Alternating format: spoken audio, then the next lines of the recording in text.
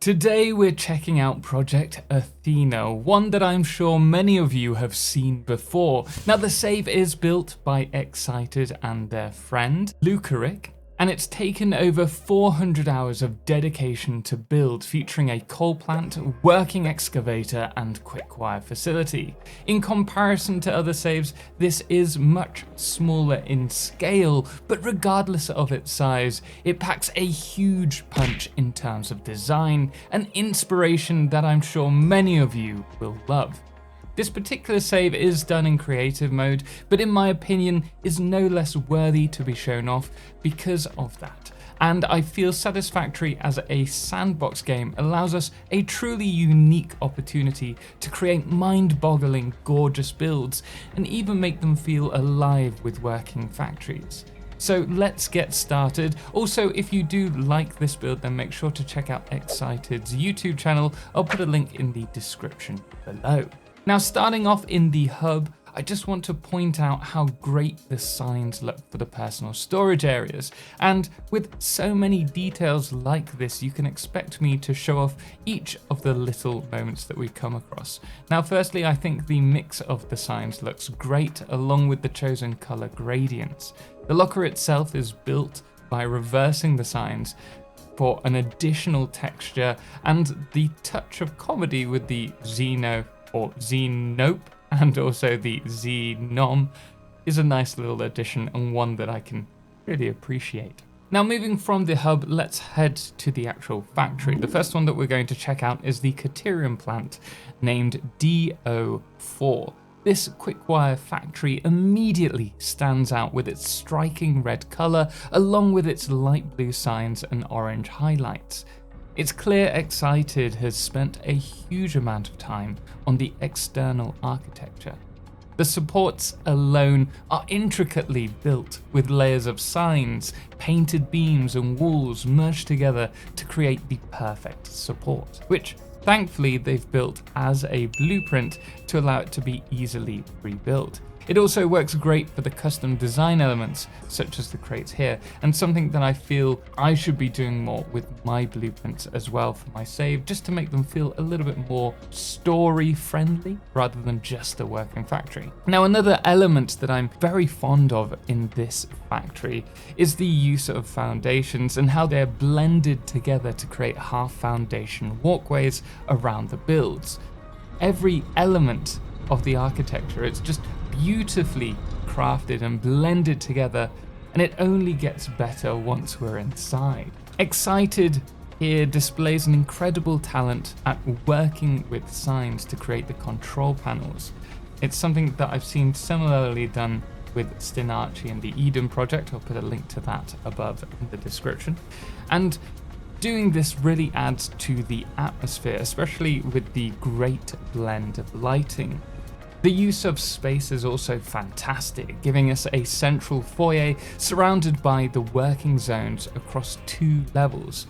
I think also alongside this lighting, the use of colour such as the support beams, the fencing and the decals mixed with the overall ambience are also incredibly important to any build and are well presented here, making it really truly stand out. And speaking of the lighting, I think that the palette is perfect, with the red for the smelting and the more clinical cyan for the finished product and observation areas. Another note to take on board here is the use of artistic clipping, hiding the conveyors along the manifold, making it feel like it is one whole unit that's producing something, and it's actually not something that I've really seen before, and I feel this works really well. Now, leaving this industrial marvel, we're going to head next to the coal power facility. This facility includes 20 coal power plants in 2 separate mirrored buildings. Now, surprisingly, XSEIDET chose to use the smallest lake for the water, creating this beautiful circle designed reservoir, which we'll return to shortly. And the plant receives its coal, obviously from the neighboring coal nodes. I love the organization of resources into the conveyor buses here and how compact they are. But what gets me most once again is the intricate architectural design.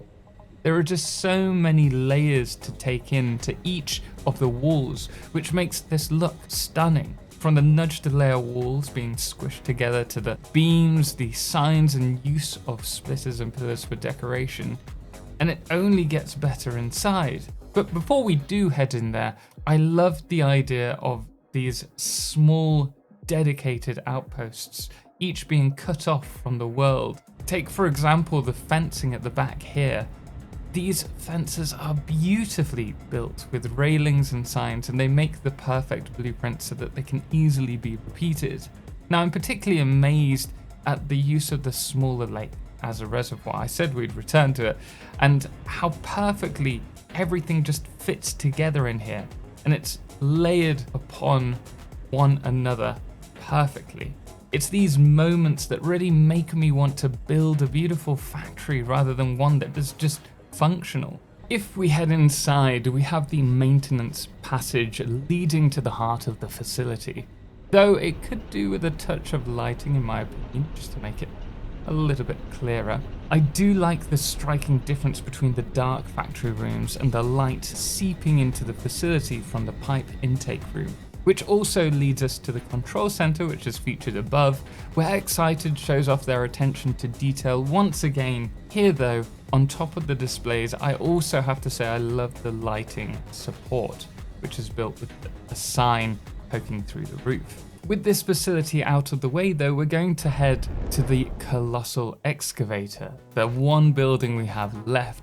Now this is located once again in the rocky desert, close by to the Cerium plant. It really is a Goliath of a machine, with so much attention spent on detailing every aspect of the design, from the excavator itself to the surrounding vehicles and the individually dropped limestone on top. And in my opinion, it's also located in the perfect position, given that the iron nodes here look like they've been unearthed. Just taking this whole build in, there's so much love that's been taken to ensure the intended aesthetic. Everywhere I look, you can see the many individual layers, and on top of this, the signs are perfectly blended into the walls. And I find it mind-boggling that this is itself a working factory, which we'll jump inside shortly. Now each of the individual excavating arms is a Mark III miner, using clipping and layers to build the scoops into design. And none of the clipping looks out of place here, as it often does when just building a factory. The resources are then taken up along the extended arm, with the ore feeding up through the build into several manifolds of smelters. Once the ore is smelted, it passes through the first line of constructors, which sends the plates and rods down into the lower leg section of the build to assemblers, where it is here that these resources are turned into basic iron products and stored, with the excess being sunk above. But it amazes me just how much production they can cram into this facility, and how it looks so clean despite the amount of clipping done to reach this overall aesthetic. It really is a wonder. Now, if anything, I would have to say that this build is a true testament to patience and excellence, and it has to be one of my favorite factory tours so far.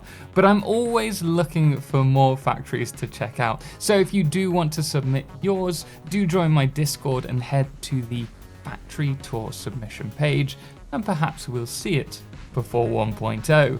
Now thanks of course does go to XSEIDET and Lucaric for this build, but until next time guys, why not check out this amazing factory tour for 1.0 inspiration. Special thanks does also go to all of our amazing supporters on Patreon, most notably our Solo Eclipse patron Firefless, as well as our Lunas the Calamity, Ben and Star, and our Blood Moon of the Day, Papa Snoozy. Until next time, as always, ciao for now.